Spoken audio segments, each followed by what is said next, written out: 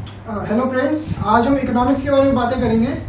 11th-12th में आपने economics पढ़ी और अब आप सीपीटी में पढ़ेंगे। मैं तो मानता हूं कि इकोनॉमिक्स ये आपको काफी बेसिक पढ़ाया जाएगा इसके अंदर, जबकि इकोनॉमिक्स के बारे में आपको काफी वाइड नॉलेज होनी चाहिए। आपने देखा था 2008 के अंदर यूएसए के अंदर इकोनॉमिक कितना रिसेशन आया था, उसका रीजन क्या था वो आपको नहीं बताया जाएगा, बट आपके लिए जानना बहुत जरूरी है। वो इकोनॉमिक्स से रिलेटेड था, सारी इकोनॉमी हिल गई, वर्ल्ड इकोनॉमी हिल गई। फिर भी आज हम जनरल इकोनॉमिक्स के बारे में बात करेंगे, एक इंट्रोडक्शन के बारे में बात करेंगे जो कि आपके लिए जानना बहुत जरूरी है।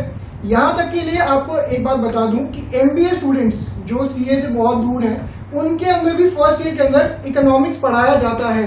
क्यों पढ़ाया जाता है? वो इसलिए पढ़ाया जाता है क्योंकि एमबीए वाले इंस्टीट्यूट भी ये मानते हैं कि इकोनॉमिक्स के बारे में स्टूडेंट को नॉलेज होना बहुत जरूरी है। वो उनको मार्केटिंग में हेल्प करता है, फाइनेंस में हेल्प करता है, यानी कि और भी दूसरे स्ट्रीम्स में हो उसमें भी हेल्प करता है। तो हमारे सीए के अंदर इकोनॉमिक्स कहां तक है, ये आपका एक ऑब्जेक्टिव टाइप पेपर है। यहाँ पे 50 नंबर का आता है आपका। इसके अंदर आपका रट्टेबाजी कुछ नहीं है, आपको कॉन्सेप्ट क्लैरिटी चाहिए इसके अंदर, जो कि हम प्रोवाइड करते हैं आपको। आपने इसके अंदर क्या करना है, वहां पे जाके ABCD ऑप्शंस दिए होंगे आपके पास और उसके अंदर से टिक करके आने हैं। कोई डेफिनेशन रट्टामारी जरूरत नहीं है, सिर्फ कॉन्सेप्ट क्लैरिटी पे आपको ध्यान देना है। तो हम एक चैप्टर से शुरुआत करते हैं जिसका नाम है law of demand and supply. दो पार्ट्स में डिवाइडेड है, law of demand and law of supply. ये आपने 12th में पढ़ा था और वही से कंटिन्यू होगा। ये लॉ ऑफ डिमांड क्या होता है? लॉ ऑफ डिमांड और डिमांड दो अलग चीजें हैं जो कि आपके 12th के टीचर्स आपको बताते नहीं होंगे, आपको सीधा बोलते होंगे प्राइस और डिमांड के बीच में एक रिलेशनशिप है। बट लॉ की एक अलग डेफिनेशन होती है लॉ ऑफ डिमांड की, और डिमांड की एक अलग डेफिनेशन होती है। डिमांड क्या होता है? जैसे कि मान लीजिए कल मैं अपने दोस्त से मिला, मेरा दोस्त कहता मुझे कि मुझे iPhone 7 खरीदने की चाह है, मुझे खरीदना है। और मैंने कहा तेरी जेब में पैसे कितने हैं? कहता है यार पैसे तो 5,000 रुपए। मैंने कहा फिर तू बैठ जा घर पे, तू नहीं खरीद पाएगा ये। क्यों? क्योंकि उसके पास वो खरीदने की विलिंगनेस थी बट वो उसको खरीद नहीं पाएगा, तो ये डिमांड में काउंट नहीं होगा। ठीक है। सेकंड इसके अंदर फैक्टर आता है कि एक प्राइस पे कितनी क्वांटिटी बिकती है, यानी कि अब 70,000 का आईफोन है, iPhone 7 जो लॉन्च होने वाला है, अब 70,000 में कितना बिकेंगे? 10 पीस, 20 पीस। तो ये जो प्राइस और क्वांटिटी है ये भी डिमांड के अंदर फॉल करती है during a period of time. ये आता है चौथा पार्ट, चौथा एलिमेंट ऑफ डिमांड। अब हम जब भी डिमांड को कैलकुलेट करते हैं, ये नहीं कि 2 साल 3 साल का टाइम पीरियड लेते हैं, हमें स्ट्रैटेजीज बनानी होती है बेस्ड ऑन दिस डिमांड। तो हम टाइम पीरियड उसी हिसाब से लेके चलते हैं, 1 मंथ, 2 मंथ, 6 मंथ्स का, 1 ईयर का मैक्सिमम। तो डिमांड के अंदर आपने देखा 4 एलिमेंट्स आ गए, जहां पे मैंने एग्जांपल लिया था अपने फ्रेंड का, उसकी willingness and being able to purchase something. Second, उसके अंदर क्वांटिटी कितनी वो खरीदना चाहता है। थर्ड, किस प्राइस पे खरीदना चाहता है। चौथा, during a period of time. 4 factors आ गए आपके पास। तो यहां से हमें पता लगा कि डिमांड क्या होती है, लॉ ऑफ डिमांड क्या होता है, वो भी आपको आगे बताऊंगा मैं। उससे पहले आ जाते हैं factors affecting demand. Factors affecting demand, not law of demand, factors affecting demand. इसके अंदर पहला फैक्टर आपका आता है price of the commodity itself. जैसे कि अब मैं कह देता हूं मार्केट में iPhone 7 आने वाला है 10,000 रुपए का। ओहो, मेरे जितने भी दोस्त यार हैं सभी भागेंगे, मैं खुद भी भागूंगा, आप भी भागेंगे, ये वीडियो कहेंगे बंद करो और भागो, वहां पे iPhone 7 लेने के लिए 10,000 का आ रहा है। क्यों? जब ये 70,000 का बोला मैंने तब कोई नहीं भागेगा, सभी कहेंगे हमारी जेब में तो पैसे नहीं है इतने, 70,000 हल्ला मच जाएगा, कोई खरीदने जाएगा भी नहीं उसको। इसका रीजन क्या है? यहाँ पे आता है प्राइस ऑफ कमोडिटी, जो एक फैक्टर इफेक्टिंग डिमांड है, इसका रोल आता है इसके अंदर। जैसे ही हम कमोडिटी का प्राइस बढ़ाते हैं उसकी डिमांड क्या हो जाती है? कम। जो हमने एग्जांपल लिया इसके अंदर आईफोन का, जब हमने 70,000 प्राइस रखा उसका, तो डिमांड क्या हो जाएगी? कम हो जाएगी। सभी कहेंगे तू पागल है, iPhone 7 ले आया इतने में, तो तू 3-4 सैमसंग के फोन ले आता। अगर हमने उसका जैसी प्राइस गिराया, मैंने बोला जैसे 10,000 का है, सभी उठ के भाग पड़े, उसकी डिमांड बढ़ गई। तो पहला क्या रिलेशनशिप हुआ? इनवर्स रिलेशनशिप, यानी कि जब प्राइस गिरेगा तो डिमांड बढ़ेगी, जब प्राइस बढ़ेगा तो डिमांड गिरेगी। ठीक है। सेकंड फैक्टर क्या आता है? Price of related commodities. Related commodities मतलब कि कमोडिटी के प्राइस के अंदर कोई चेंज नहीं आएगा, बट उसके जो रिलेटेड कमोडिटीज है उसके अंदर उसके प्राइस में क्या चेंज आया जिसकी वजह से हमारे कमोडिटी की क्वांटिटी पे इफेक्ट आया।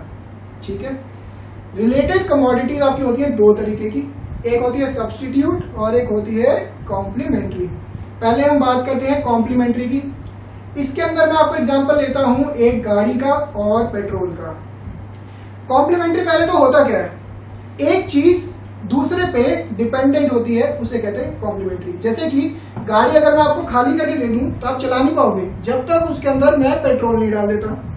तो ये दोनों हो गई डिपेंडेंसी अपॉन ईच अदर। अब बीच में आपने सुना होगा कि कांग्रेस ने पेट्रोल के प्राइसेस अचानक ही बहुत ज्यादा बढ़ा दिए थे। जैसे ही वो बढ़े थे तो पेट्रोल की गाड़ियों की डिमांड कम हो गई थी। अब यहां से मेरे हैंड्स को देखना, हैंड मूवमेंट को, पेट्रोल के प्राइसेस बढ़े, पेट्रोल की गाड़ियों की डिमांड कम हो गई। यहाँ पे गाड़ियों का प्राइस कुछ नहीं चेंज हुआ, बट उसकी डिमांड फिर भी कम हो गई। क्यों? यहाँ पे एक रिलेशनशिप आपको दिख रहा है, तो इसी रिलेशनशिप को हम कहते हैं इनवर्स रिलेशनशिप। कॉम्प्लीमेंट्री गुड्स के अंदर क्या होता है, एक इनवर्स रिलेशनशिप। जब पेट्रोल का प्राइस बढ़ा तो डिमांड फॉर कार्स गिर गई, पेट्रोल की कार्स की डिमांड गिर गई। सेकेंड रिलेटेड गुड्स मैंने क्या बोला था आपको, सब्स्टिट्यूट गुड्स। सब्स्टिट्यूट जैसे कि अब मान लो मैं जाता हूं अपने दोस्त के साथ, मैं उसको कहता हूं यार चल कोक पीने चलते हैं, मेरे जेब में है 30 रुपए, मैं 30 रुपए की कोक खरीदने लगता हूँ। दुकानदार मुझे कहता है कि यार इसकी एमआरपी तो 50 रुपए।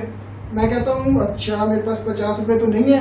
मैं उससे बोलता हूँ कि तू पेप्सी दे, मैं पूछता हूँ पेप्सी कितने की है, वो कहता है 25 रुपए की। मैं निकालता हूँ 30 रुपए, 5 रुपए वापस लेता हूँ और पेप्सी लेके आ जाता हूँ। मतलब कि मुझे कोक से लेना देना नहीं है, उसके कॉम्प्लीमेंट्री, उसके सब्स्टिट्यूट यानी कि पेप्सी से लेना देना है। मुझे सिर्फ खरीद के लेकर आना अपने पास और उसको कंज्यूम करना है। अगर यही कोक के प्राइस भी कम होते तो मैं कोक खरीद के लेकर आता। क्या ये बात लॉजिकली आपको अंडरस्टैंडेबल है? इसका मतलब कि जो पेप्सी का प्राइस था और जो कोक की डिमांड थी उसके अंदर भी एक रिलेशनशिप आपको दिख रहा होगा। वो क्या रिलेशनशिप है मैं आपको बताता हूं। जैसे ही पेप्सी की प्राइस गिरी 25 रुपए हुई, वैसे ही कोक की डिमांड भी गिर गई। क्यों गिर गई? जो भी लोग कोक खरीदने वाले थे वो अल्टीमेटली पेप्सी के पास चले गए। जैसे मेरे जैसे, मेरी जेब में 30 रुपए, मैं कोक लेने जाऊंगा, कोक तो महंगी दिख रही है मुझे और मुझे कोक पीनी ही पीनी है, तो मैं चला गया पेप्सी के पास। आपको दो फैक्टर समझ में आ गए, price of the commodity and price of related goods. Third factor आता है आपका income of a house hold, यानी कि कितना पैसा है खर्चने के लिए आपके पास। इसके अंदर दो कमोडिटी, दो आपके फर्दर सब डिविजन आते हैं। पहला आता है luxury goods and normal goods, second आता है आपका इंफीरियर गुड्स। अब इसके अंदर एक एग्जांपल ले लेते हैं लग्जरी गुड्स का और नॉर्मल गुड्स का। लग्जरी गुड्स जैसे कि आपके पास BMW है, नॉर्मल गुड्स जैसे कि आपके पास होंडा सिटी है, इंफीरियर हो गया आपके पास मारुति 800। एग्जांपल्स अपने दिमाग में रखना। अब मान लो मैं आज यहाँ पे पढ़ा रहा हूँ, तो मेरी इनकम है 10 लाख रुपए, महीना कह रहा हूँ मैं, 10 लाख रुपए है, तो मैं गाड़ी खरीदने जाता हूँ कौन सी, होंडा सिटी, नॉर्मल गुड खरीदता हूँ। जैसे ही मेरी इनकम बढ़ेगी, जैसे ही मेरी इनकम 10 लाख रुपए से बढ़ के 1 करोड़ रुपए या उससे भी ज्यादा हो जाएगी, तो मैं कौन सी गाड़ी खरीदूंगा, BMW। यानी कि जैसे ही मेरी इनकम बढ़ी तो मेरी डिमांड फॉर लग्जरी गुड्स भी बढ़ गए। जैसे मेरी इनकम बढ़ेगी तो मैं मारुति 800 चलाऊंगा। सारे स्टूडेंट तो मेरा मजाक उड़ाने लगेंगे, सर तो मारुति 800 में आते हैं, यहाँ पे इतने सारे बच्चों को पढ़ाते हैं। तो इसके अंदर भी एक रिलेशनशिप आपको देखने को मिलेगा। Luxury and normal goods are directly related to income. इसकी डिमांड डायरेक्टली रिलेटेड होती है इनकम से। और सेकेंडली इंफीरियर के साथ इसका क्या रिलेशनशिप हुआ, opposite.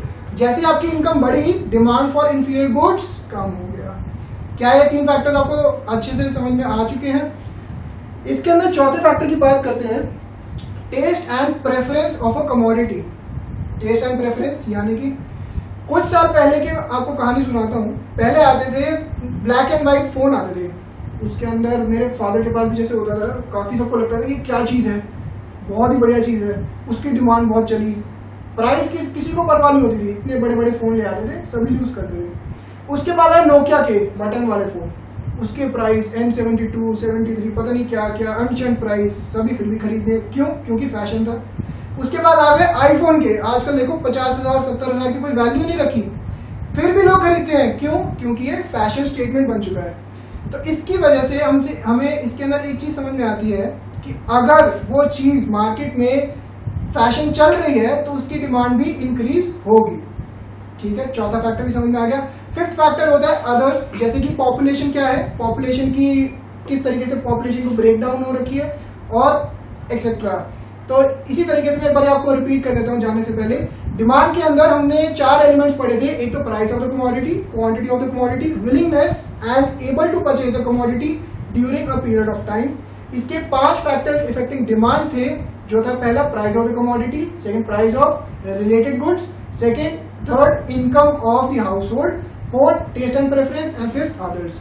Thank you very much for watching this video. You can subscribe to our channel. Thank you very much.